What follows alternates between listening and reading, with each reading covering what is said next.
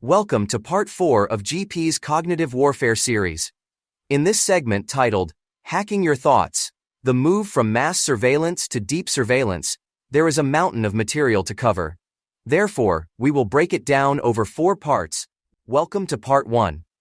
Researchers have been working for some time on an AI-based tech that can reconstruct the images that a person sees, using only brain activity signals captured through functional magnetic resonance imaging, more commonly known as fMRI.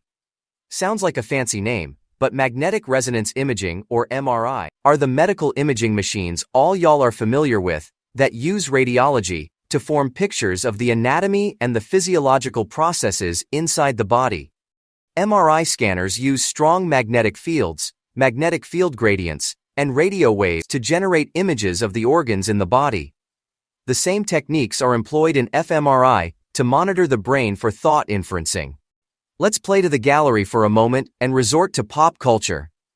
This was nearly the same as the plotline of the 2002 sci-fi movie, Minority Report, starring Tom Cruise, or rather starring Cillian Murphy, who is far less uptight than Tom and a rebellious anti-establishment Irishman who doesn't believe his own BS, so hands down the bigger man and a better actor, in my opinion. In the movie, the pre-crime police stop crimes before they occur, with the help of 3 precogs, who can foresee crimes.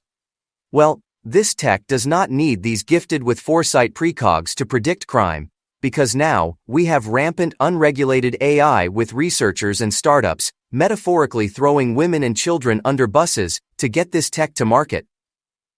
Part 2. Oppenheimer Moments, and the Quest for the VC Dollar.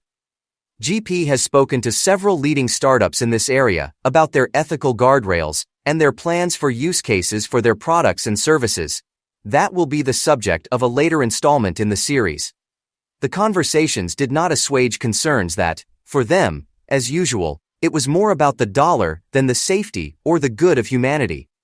This was evident when the scientists were eager to answer GP's questions, but their VC chaperones shut them down rather quickly, and preferred to take these questions and corporate use cases off the table for discussion.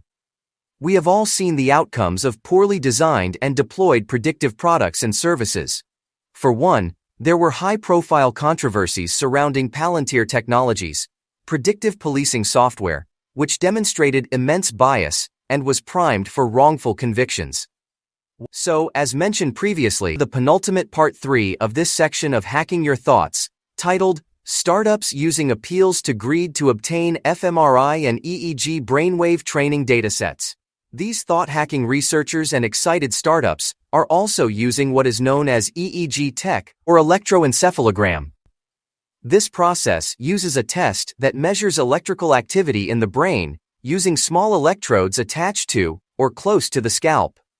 Our brain cells communicate via electrical impulses and are always active, even during sleep, so they are an immense data source for these programs. When displayed on a screen, the activity of these electric signals shows up as waves of varying frequencies, peaks, and troughs. They can be interpreted when combined with fMRI data to give additional insight for thought inferencing. The amazing thing is that startups, who remain nameless for now, are running waitlists for people scrambling to give away their fMRI and EEG brainwave data in return for crypto or token rewards associated with the startup projects. This is how the startup community solves the lack of data as they rush to be first to market with a use case and grab all that media coverage.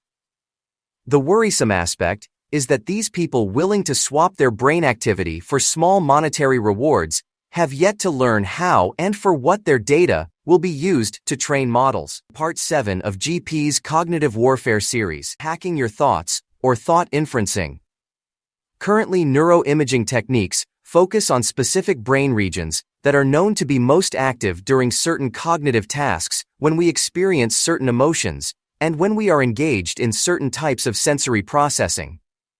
By tracking changes in blood flow levels through some regions of the brain, and the level of brain oxygenation associated with certain kinds of neural activity, the researchers infer test subjects' thoughts. The fMRI process is expensive. There is a drive to reduce the hardware cost and miniaturize the devices. As discussed in parts 5 and 6, the biggest current challenge researchers face is not cost or device size, but the need for more data for model development. Researchers have also experimented with stable diffusion, an AI architecture that generates precise images from descriptions. This method operates economically by transforming outputs into detailed images through a lightweight process. LDM models employ latent diffusion techniques. LDM stands for Logical Data Model, which is essential for analyzing the structure of an information system without tying it to any specific physical database implementation. These models are designed to handle noisy images by predicting and gradually reducing the noise until a clear image that aligns with the description is produced. The potential of this type of technology is staggering, with the ability to potentially extend the limits of surveillance into what could be perceived as a borderline scenario.